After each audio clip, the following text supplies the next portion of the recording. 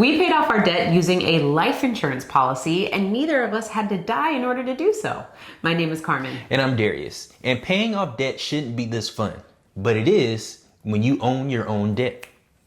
So in this video, we are going to recap exactly what we did using a life insurance policy and how we used it to pay off our debt.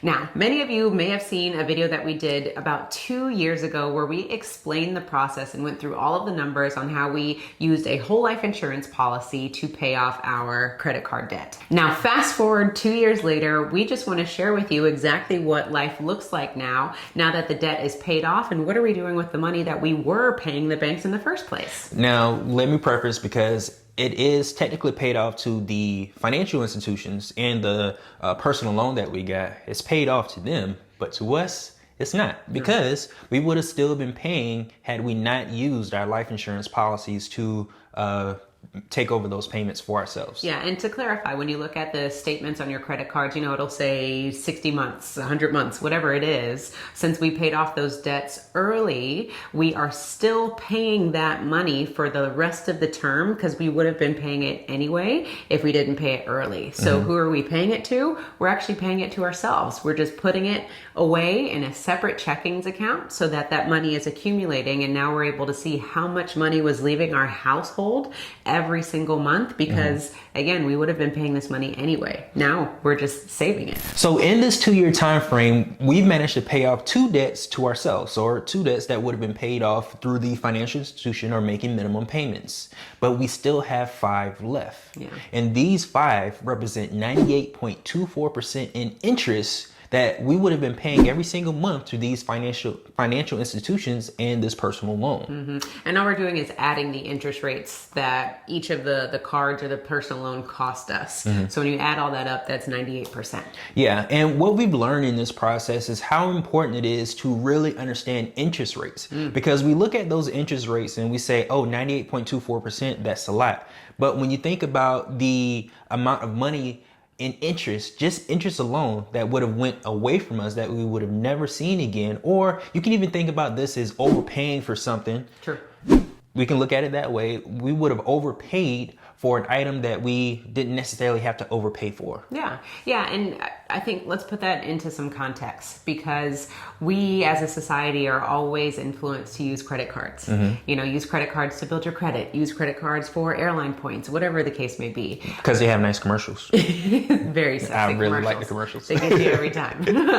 But really, what does that mean? You know, from a numerical breakdown, it is nice to use your credit card and swipe for a purchase, but let's say you're buying a pair of shoes and you use your credit card to do so, but you didn't pay off that balance within the 30-day time frame. Now those shoes cost you more than what the shoes cost, because now you're paying interest to the bank. Yeah, and I think the moral of the story for a lot of us is don't buy anything that you can't afford. Credit cards are an excellent tool if you don't necessarily need the money, because what you end up doing is overpaying by 20% or more for items that you could have just saved up and bought without any interest. Bought it cash, bought it outright. Yeah, because think about the shoes. Now it's something for your house. Now it's a computer. Now it's an Apple Watch. Now it's a t-shirt, and all of those things that you didn't pay off, now they're all accruing interest, and it costs you so much more for these expenses, but we don't think about it that way. We're just thinking, oh, I'm building my credit again. I'm showing the credit bureaus that there's activity,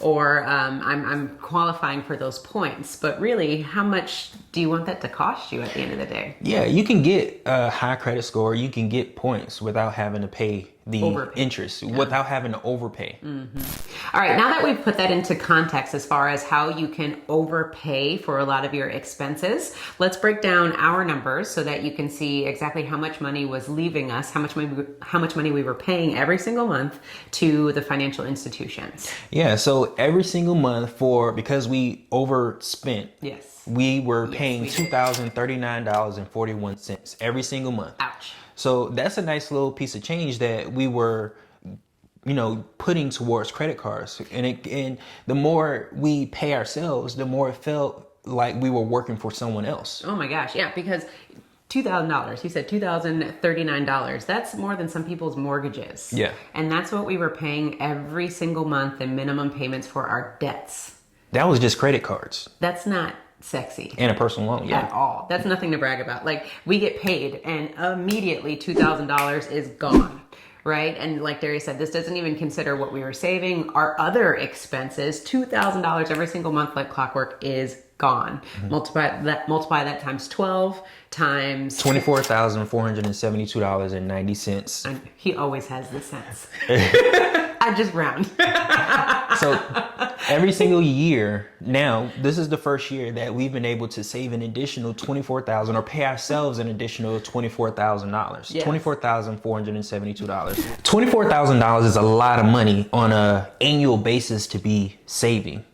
So yeah, and paying somebody. yeah, but now after a year of being able to pay ourselves this $24,000, it's really opened our eyes to the fact that we can start being on a different side of things, you know, because when we're maintaining the minimum payments to pay to somebody else, it kind of feels like we're in defense mode. Yeah. Now we're in offense mode to where we're able to utilize our funds a little differently than we would have with the debt. And also, I think there's a discipline piece of this too, because when you pay off a debt, what do you usually do with that money? You end up buying something else and having debt go in a different direction. You continue to spiral. So for us, it made a ton of sense to just put the money off to the side, aka pay ourselves that money or recapture the money. Sometimes we say that word on other videos where we're just paying that money to ourselves. We're putting it away because otherwise it was going to Wells Fargo, it was going to Amazon, it was going, you know, all over the place. BBVA. But now it's coming back to us. So, you know, all we're doing is just redirecting the money, you know, from going one place to the other. And it's very simple as just creating an automatic transfer to your bank account. Now, if you would like to use creative financing with your life insurance policy, just like we did, then click on the link below to join the Wealth Nation. We'd love to serve you and help you figure out what your financial goals are using infinite banking. Now, when we talk about creative financing using infinite banking, it doesn't just stop at credit cards. That's just where we started because of the situation we were in. We utilized credit cards for our real estate investing purposes. So it was a business purpose in which we had the credit cards. We were still saving personally on a monthly annual basis $10,000. That's how we were able to get a policy in the first place, because we had already been disciplined to save $10,000 a month. Just so happened we got in a lot of debt, credit card debt, for our real estate business. So we used our insurance policy to pay off our credit cards in our real estate business, and we wanted to hold off before getting back into real estate because a lot of the people that we've been working with, they had money to do different things and they weren't using credit cards. So we wanted to be one of those people. So now the fact that we have over $24,000 every single year coming back to us for the next few years, we can reinvest those funds into real estate just the way we wanted to. And that gives us the ability to be more flexible. Now, to preface, we got into debt, like Darius said, for our real estate business. Unfortunately, when we were first getting started, we weren't generating the cash flow that we needed to overcome the debt that we were digging ourselves into. And then over time, we just realized more and more that we weren't being strategic with our money. We were being reckless, not consciously being reckless, but we just realized like we're not making ends meet. And so it wasn't until that we started learning more about money and the process and realizing that our investments are not making us the money that we need in order for this business to thrive. So just for clarification points as far as that goes. And like Darius said, once we realized that the big time investors aren't even really using credit cards, they're using OPM and that they're not dependent on the banks to finance their real estate ventures, we were like, oh, there's another way to do this? Well, let's try that way instead. So just again, more background as far as exactly what happened and how that came about. Yeah, and that's really something you should really take into consideration. There's more ways to do a lot of things when it comes to finance. There's no limits on what you can create with your banking system. There's no limits to what you can create when you have the money to do so. Yeah, your limit is your imagination. Yeah, there are limits when you have to rely on getting a loan from a financial institution. You have to go through and you have to fill out all this paperwork as to what you're going to be doing with their money, which makes sense because you're using someone else's money. So when you have the ability to utilize your own funds or your own cash value from your policies, you aren't limited to that.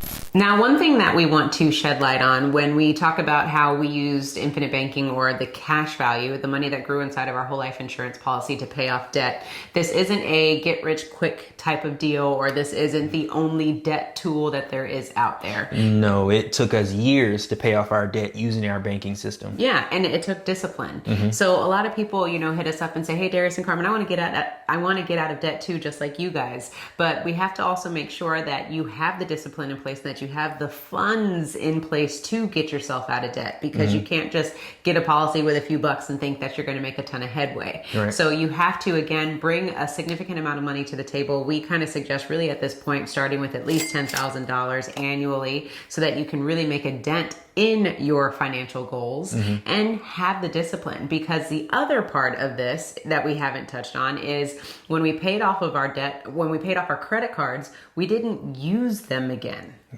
That's really important. Did you hear me? That is really important to know. We didn't use them again, in case you didn't hear me way in the back. Because it's easy. You pay it off. Oh, we have a zero balance, but now all of a sudden emergency came up and I need to swipe my card. We were like, nope, it's done. It's dead. We cut them up. We shredded them. Like, no, we are not using these cards again. Yeah. So we're determined to say, hey, this is our lifestyle now. We are going to have to create a lifestyle where we're going to have to create our own source of financing. Yeah, it may start off a little slow in the beginning, but this is what we are committed to. So when you are trying to, work towards those financial goals, you have to make sure that discipline is in place so that you can achieve those goals to begin with. So the one thing that I want to make sure that we hit on with this, again, if you come to us and say, I want to do the same thing, that's great, but you have to make sure that you're ready to say goodbye to consumer financing at the end of the day. Consumer financing, I'm not talking about creative financing. We're not trying to just, buy frivolous things. When you don't have the funds to pay it off. Exactly. So that's what I wanted to make sure, because I didn't think that we touched on that. Yeah, that was a really good point. Thank you. Thank you. We didn't use the credit cards after we paid them. in case you hear that. Right, and we didn't use the credit cards because we had our own banking system in place. There's no need to go to another bank when you have your own. So take that in consideration. When utilizing funds, banks, they charge you to have access. They're basically charging you for access to their source of money. They're gatekeepers. And if you want to go into any party, you may not be charged. If you look cute, you may not be charged initially, but you're going to be charged for drinks when you go in. They get you every time. You're going to have to pay. Free. Ladies in free. That's how they get you with that 0%. Yeah, there you go. They charge you on the back end, or if you screw up, or they charge you at the front, like they did us at the 19.24%, or I'm sorry, 16.24%, 19%, or 20% interest. Yep, our analogies are crazy to me when I go back and watch our videos. Okay, so what I want to do is come back, because I want to make this all connect. So when we started off, we were talking about how we were paying $2,039 to financial institutions. And 41 cents. And 41 cents every single month to the bank. Why can't we just call it $240, right? Or excuse me, $2,040. We were paying that every single month to the bank. And what happened was we paid off those debts, and now we are paying ourselves $2,039 and 41 cents every single month. Darius does all the numbers, so I just wanted to make sure that I had it right. 41 cents every single month. Now, what does that do? First and foremost, ladies and gentlemen, I really want to make sure that we're on the same page here. Now that we are paying ourselves $2,000 a month, talk about freedom. Another level of freedom that's been introduced to us, because again, we were already saving, we were already paying bills. Now we're bringing in all of a sudden another $2,000 every single month that we never saw. That's almost like a pay raise. And it's crazy that you say we're bringing in. We were already bringing it in. We just redirected it. We didn't see it. And we do that all the time. So if anything, how much money are you currently paying every single month to financial institutions that you don't see? And what would that do to your financial future? What would that do to your household if you could see that money again? For us, it was a game changer and really showed us, wow, how much money we're literally just giving away. you know, because we had needed immediate gratification. We were literally willing to give Wells Fargo our money. Just have it, because I got to get this new pair of whatever it is. I got to get the newest iPhone or the newest this. Just take my money. Well, thank you for giving us that opportunity, though, Wells Fargo. We really appreciate it. Yeah, we do. But now we've learned. Now, for those of you who are new to the Wealth Nation channel, or those of you who have been rocking with us since the beginning, you know that Darius and I talk about our financial journey. And for us, you know, we want to be as transparent as possible in sharing the lessons that we've learned, you know, the scabs that we've created for ourselves, just because it's all about learning and creating value. And if we can all learn from each other, then, you know, our job is fulfilled.